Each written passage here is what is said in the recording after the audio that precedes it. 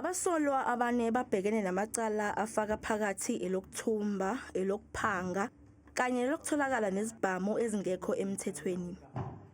Umsolwa wesithathu udalule ukuthi wake wagwetshwa ngaphambilini. Yes, a previous conviction that of Lati's worship way back in Bulukwane. Umsolwa wesithathu utshele inkantolo ukuthi ubuso buvuvukele njengoba eshayiwe. Icala lihlehliselwe uLesithathu olizayo lapho kulindeleke ukuthi abasolwa bafike nabameli babo bese befaka isicelo sebheyili. Uthi ke umthetho ke andime ngaphakathi kuze phela ngale kokuthi ilethe isicelo sokudedelwa ngebheyili ngokusemthethweni. Kusenjalo, abasolwa abayishumi kwabayishumi nabo bavele enkantolo. Bona ke basolwa ngokubandakanyeka ekuthunjweni kwakhe losomabhizinisi odabuka eZimbabwe. Kanti kulabasolwa kukhona abadabuka eChina abathathu kanye nabadabuka eMozambique ababili. The case is postponed to Friday for all of you. No bail is set. You are remanded in custody.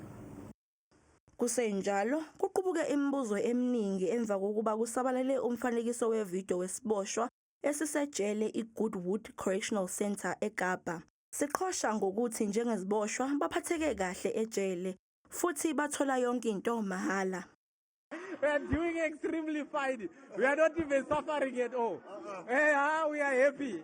Inhlangano elelwa amalungelo eziboshwa iSouth African Prisoners Organisation for Human Rights ithi lo wesilisa ozwakala sengathi akusiye wakulelizwe uhlohliwe iziboshwa zakulelizwe ukuba aqophe lo mfanekiso ngenhloso yokuthola amehlo abantu ukuze zizwakalise izikhalo zazo. They are protesting, they want attention, and this is the only way how they got the attention. This is headline news, and the Department of Correctional Services has been running around. They've sent out their best emergency support team